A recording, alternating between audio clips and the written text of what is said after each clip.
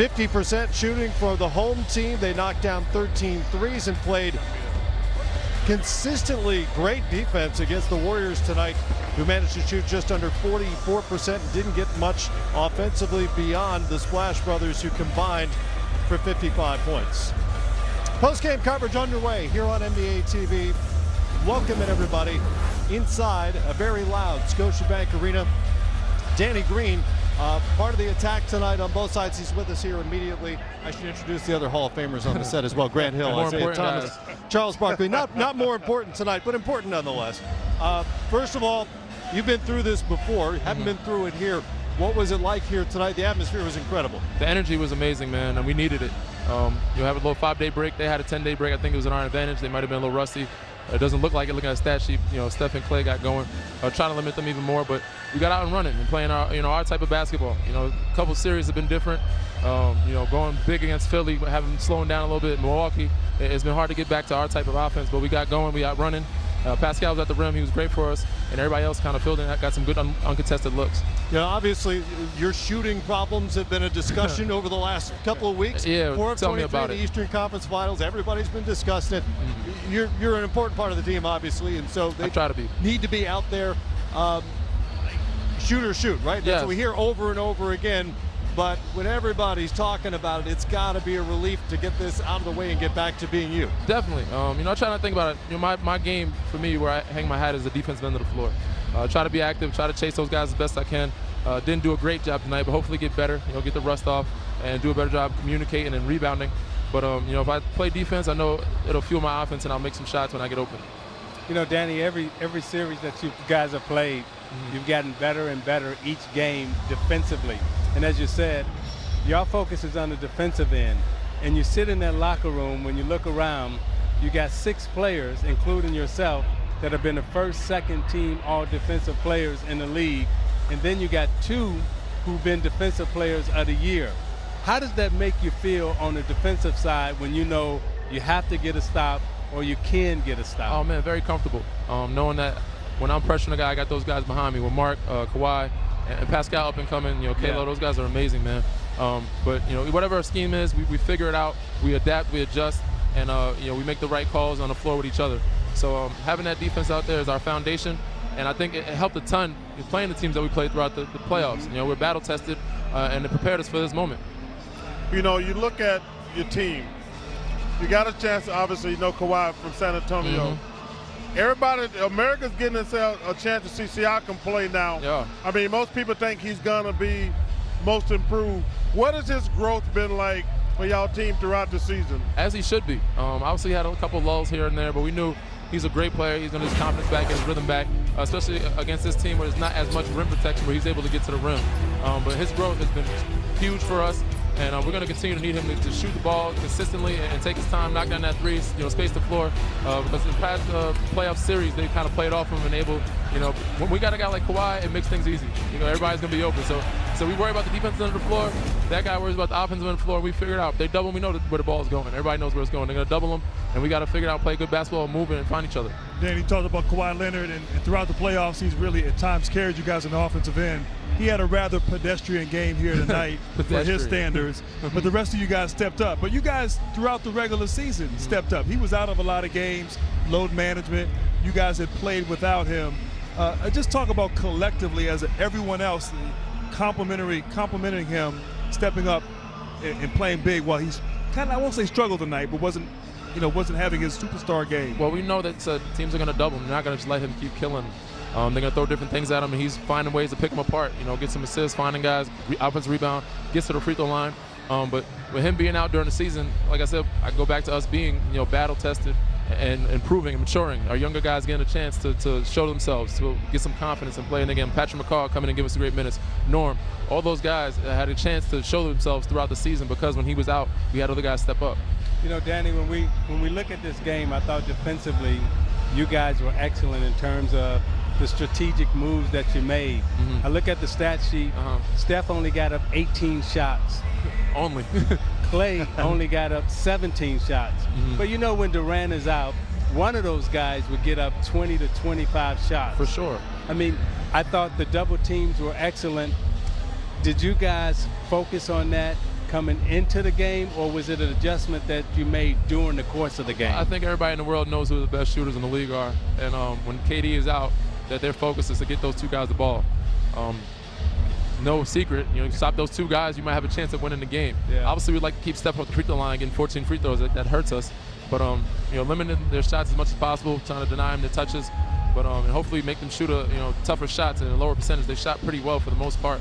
But we'll go back to the drawing board, watch some film, some clip, and see what we can figure out and do better defensively. My last question for you is, tell us about Coach Nurse. He doesn't get a lot of credit. He's got you guys obviously in the finals. Tell us about Coach Nurse. He's got to get the most credit for the growth of a Pascal Siakam, a Fred VanVleet, a Norman Powell.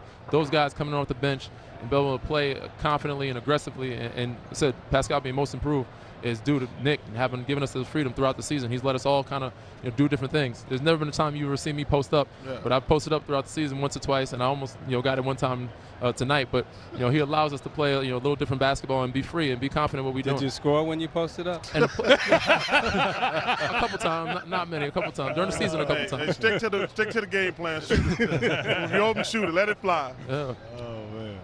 I got one other question for you. Last time you guys played this Golden State Warriors team, when you and Kawhi were together, you were with the San Antonio Spurs. Yeah. Right? Before Kawhi gets hurt, you're up 25 in the third, and Kawhi goes down. Is there any revenge factor in both of your guys' mind about, hey, we know how to play against these guys, we had them, and now we want to get another shot at playing against them again? Small part of it in the back of our minds, but I think it's everybody in the league wants to beat them. They're the champions. Yeah. Regardless of what happened in the past, these guys have won 3 or 4 times. They've been here 5 times. So, and it's not going to be easy. We got to take it from them. We're not going to. They're not going to give it to us. So regardless of what's happened in the past, obviously we know in the back of our minds we had a shot, and it would have been nice to see, or interesting to see, if he would have been healthy, how that series would have went. But we want to be champions again. We want to be the last team standing. In order to do so, we got to stay healthy and hopefully continue to play and not get too happy. These guys, they've been here before. They've been down before. They've been down in many games. They always come back. They've been down in series. We can't get fat and happy and be satisfied. They're still cool, calm, and collected, and we have to be focused. Yeah, Dan, I was just going to say, you've been on this stage before. You've won a championship before. To the guys in your locker room who have not been on this stage, what do you say after a big game like this in preparation for the next game two? I just tell them, this is one, and we didn't do anything yet. We're just protecting home court. We still have to protect it. We have another game where we have to protect home court, especially against this team, of how talented they are and how good they are at home as well. We can't let them sneak in and take one from our building. Congratulations on finding the stroke. Thank you. On finding your way to the table, because you're a winner tonight in a 1-0 lead. Great atmosphere. Danny Green, we appreciate your time here tonight. Thank you, guys. Let's get inside. Nick Nurse has made it to the podium after a Game 1 finals win. Nurse inside. We talked pregame about this Warriors streak of Game 1 wins, which stood at 12 before the night began, and the Raptors' woeful history in Game 1s in any round of the playoffs, 3-15 all time. All that has been reversed now. I told you it works against you. It could. I mean, eventually it's going to. Yeah. Well, but I thought the place was nuts. If you were here for the anthem, it was really like tingles down your spine kind of stuff. Well, they handled the emotion. They played really smart. That's because they got a cyborg out there with them. Listen, they followed this young man. Siakam was obviously the key to the game tonight. But as we talked about in the pregame, when you have, like Danny Green just said, he says, oh, we feel pretty good. We got Kawhi. Yeah. When you have a guy like that, he lifts air like, oh, we can beat anybody, because 99.9% of the time we're going to have the best player in the game. Anytime you have the best player in the game, you have a chance. Yep. So Kawhi gives them a certain amount of confidence. The other guys feed off it. His crowd was amazing. He talked about how Coach Nurse, and I've said this before, there are a lot of coaches who don't give you confidence. They take your confidence away. Like when you make a mistake, they snatch you out the game. And that builds up, and it gets in your head. Danny Green said that. We didn't even ask him that question. He said, Coach Nurse, he gives us that freedom. He empowers us, and that was awesome to hear. But remember, Nick Nurse ran a play for him in overtime in the Eastern Conference Finals when he was, again, 4 of 23 from three-point range. That really does inspire confidence. Well, they were in up terms of the 25 team. when they did it, though. Well, it was in overtime. I'm just kidding. I'm just joking. They were so good and so smart in the first quarter of the game when they really seized control, and Kawhi hadn't even played that well to that point. Is that a testament to some of the veteran guys on this team? Does it say something about maybe rust from the Warriors' point of view? They had that long layoff. How did you view that? I mean, look, the Warriors scored 109 points. So, I mean, they came out and did a decent job, but you have to tip your hat to Toronto. And the narrative was, okay, they haven't been on this stage before. This franchise has come up short. But the bottom line, as you said, you have veterans. You got Danny Green, who was he's been in finals. He's hit big shots in the NBA finals. Marc Gasol has been in the conference finals. Yeah. You know, you have guys, Kyle Lowry has experience. I mean, these guys aren't young players. Obviously, Siakam is a young player and played fantastic tonight. But collectively, as a group, you have experience. And maybe not the same exact experience in terms of what Golden State's done. But they came out, they weren't phased. There was emotion here in the building. There was a lot of buildup and excitement leading into this game.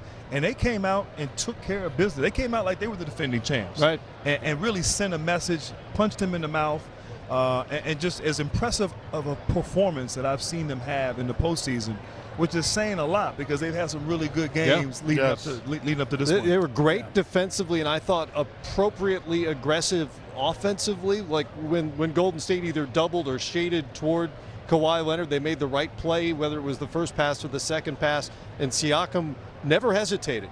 Whether the shot was easy or hard, he went for it all night long, and obviously he was knocking him down. Yeah, you know, Siakam, you know, we're talking about him being the most improved player in the league, and offensively in college at New Mexico State, he was a really good offensive player. And this is not, abnormal. This is what he's capable of doing. I thought they read the defensive schemes correctly. Whenever Golden State trapped Kawhi, they found a way to get Siakam the basketball. And Draymond Green, who normally plays like a middle linebacker, reading everything, he plays off people. I didn't think that he gave Siakam enough respect early in the game. Consequently, Siakam got open. And once he got confidence, he really got to roll him. Yeah. And once he got to roll him, right, now you watch him here, he's getting wide open warm-up threes. And these are the type of things that really get you going. He's open in transition, great transition player, finishes at the rim, get down, left hand finish, right hand finish around the basket. And once he starts doing this stuff, right, now you got the Euro. I thought when Draymond tried to shut him down, Siakam had got too much confidence and it was difficult for him to stop. And he ended up, 14 to 17 from the field. Wow. And when you go 14 to 17 from the field in a championship playoff game, Charles, you know this, you're doing some fire. stuff. Not only are you on fire, but you might stay on fire because, that confidence that stays with you for a long time in the finals. But what's interesting about this series obviously got a long way to go. I'm looking at this stat sheet, and I talked about before the game, where are the Warriors going to get their points from? Where are they going to get their points from without KD? I mean, I'll give you Clay and Steph. Sure. I'll give them 30. I'll give them 35. That's only 70. Like, all these other guys are good players, but they're not scorers. Right. So you got to wonder, like, how are they going to score enough points to beat this team 4 times in a week? And I thought one of the reasons I picked the Raptors was because of that. Like I say, Clay and Steph got to play like hell's out. They got to go. They got to ball. They got to do it. They got to play like what? They got to like the house. Well, I want to get a little ghetto on you, but I don't want to hurt you. I know you ain't never been to the ghetto. What was that phrase? You got. You it grew played up like what? Well, I want to say another No, just phrase. go ahead. Go ahead. You good. Matt, stop it. You good. Go. Stop it, Ernestine Johnson. Keep making your point. You good. Thank you. But you wonder because you look at all these other guys. There's no guy on this list that you say he can get me 20. Well, there's a guy, but he only played 8 minutes tonight because he's coming from an injury. DeMarcus Cousins. Oh, he's not going to get 20 this series. No, not this series. No. Hey, listen, I have a rule on I call it the Michael Jordan theory. Michael Jordan came back in the playoffs and couldn't do it. Nobody can do it.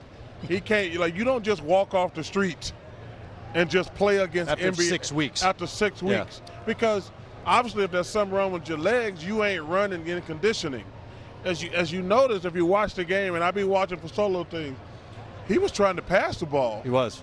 Like he wasn't trying to make that move because these guys know it takes a lot of energy to try to score in the NBA. And he was conserving his energy. He's like, I'm gonna make passes. He only took 2 shots in 8 minutes. And both of those were like little jumpers. Yep. Because he didn't want to extend his energy level. Right. Well, I agree with you, Chuck. I mean, scoring is going to be a problem, and maybe they have to shift their strategy in the sense that they're going to have to focus on their defense. And I thought tonight they had such an emphasis on Kawhi Leonard that the rest of the guys were open and they took advantage of it. And I don't know, maybe you stay at home with the Danny Greens and the Gasols and you play Kawhi straight up. Do you make Kawhi prove his legs are healthy? I think so. Maybe that's the adjustment you have to make if you're Golden State. Because, look, you're right. They may not be able to go out and score 120, 130. It may be, okay, hover around 100, 110, and let's shore things up on the defensive end. Because I agree, offensively, I don't know if they can match this type of scoring effort from Toronto that we saw here in Game 1. By the way, what year is this? The Golden State can't score? I know, it sounds crazy. What's going on here? No, it doesn't sound crazy. I mean, if you – I completely get it. With this team, the way they are right now, if you with look, who's not there. But over the last 4 or 5 years, you haven't heard that. Yeah, no, you haven't heard that because this team is Durant was different. in. You're missing 35 points. No, I get it. But we haven't heard that throughout this run under Steve Kerr. Yeah, but this Toronto team defensively, and Great. we've said it all year, this is one of the best defensive teams that this Golden State Warriors teams have ever placed in the playoffs and in the finals in these last 5 years. I mean, again, we talk about they got 6 guys, possibly 7, going to be first, second team all defensive players in this league. And when you're looking at, Golden State, right now they got Steph, they got Clay, and you see the defenders that are, and a bunch of Tito Jacksons. Yeah, I mean, it's difficult to score against this Toronto team, and it's going to get increasingly more difficult as this series goes on. As we saw when they played against Cleveland, and they were up against Cleveland 3-1. What Cleveland did, they slowed the tempo down. They got better defensively, and that's what we saw here tonight with Toronto. Toronto slowed the tempo down. I mean, Golden State, they only got up 78 attempts. I mean, this is a team that normally is in the high 80s, right? They get 78 attempts tonight, and this is the style of play that they're going to have to play. And I think Toronto is better at this tempo, defensively and offensively, at this tempo than Golden State is. They're 12th out of the 16 playoff teams in terms of pace of play. This is exactly the way they want to play. And what you guys are saying here, and it's easy to overreact after one game. We do this every year, right? But what you're saying doesn't bode well for the Warriors right now because, again, Cousins is not going to be DeMarcus Cousins. It doesn't appear during this series. We don't know when or if Kevin Durant is going to play at all. And the Warriors defense, going back to the regular season and into this postseason, has never been what it was the previous 4 years. Yeah, the defense is more on reputation. I don't want to say their defense is not good, but like you said, it's not as strong as it has been in years past. But as you were saying, Isaiah, this is why you miss a Durant, because as great as a Curry and Klay Thompson are, and they are fantastic, but they're not the kind of guys you just give them the ball and say, go get a basket. No. Yeah. Durant was that guy, Yep. like a Kawhi Leonard, who you can give him the ball, ISO, and he can go get you a basket. I know people may say, what are you talking about, Steph Curry? But Steph needs movement. He needs screen and rolls. And so he needs cooperation in that regard. Durant, he could bail them out. When they couldn't get the scoring going, you give him the basketball. He's going to get to the mid-range, get to the free throw line, hit tough shots with his length, and they don't have that right now, which is troublesome. I think that sometimes there's a lot of really good players in the NBA. All NBA players can play, but there's only a handful of guys where you say, "Hey, here's the ball. Get me a good shot, a basket, or a foul." Right. Those are 3 things a superstar can get you. He might miss the shot, but he's going to get his shot. Yeah. He's going to score or he's going to get fouled. It's going to be one of those 3. And I tell people, there's very few guys can do that. Especially at this level. At this level. The NBA Finals, Well, because you're playing against Kawhi Leonard. Right. Siakam, Danny Green, who's a hell of a defender, Marc Gasol, who's a hell of a defender, But there's very few guys in the NBA you can say, hey, here's the ball, get me a basket. To your And point, Charles, good. here's where, you know, the analytics and the stats are misleading when they say, hey, Golden State passes more and the ball moves more when Durant's not in the game, right? Here's why that happens. Because when Durant is playing, you'll make 1, 2, 3 passes, and when it gets to him, it's a bucket. Exactly right. It's a bucket. It's a good shot, right? at least. Yeah. So analytics says, well, you made 3 passes and you got a shot. Now, when Durant's not here, guess what? You got to pass it 5, 6, 7 times before you get a basket. Right, more passing is not always a good thing. Well, Well, Isaiah, analytics, look, Golden State had 29 assists tonight. Toronto had 25. Yes. They still lost Golden State. But So, to your point. so my point is, again, you can make the numbers say what you want to. yeah, and when it hits him at the 3rd pass, it's a bucket. Right. But when it doesn't, when he's not there, you got to make 5, 6 passes to get a bucket. And when you make 5, 6 passes, analytics say, well, you pass the ball more when Durant's not here. Yeah. Yes. Well, of course you do. It's like when Magic was playing with Kareem, right? You throw it into Kareem, it's a bucket. Yep. Right? Well, and to your point about creating shots, there was a play down here, I think in the 3rd quarter, where Klay Thompson had to dribble like 4 times. That never happens, right? That never, ever happens because he was scrambling to get away from, I think it was Siakam on him at the time. We're going to take inside against Steve Kerr at the podium after a rare, almost unprecedented Game 1 loss.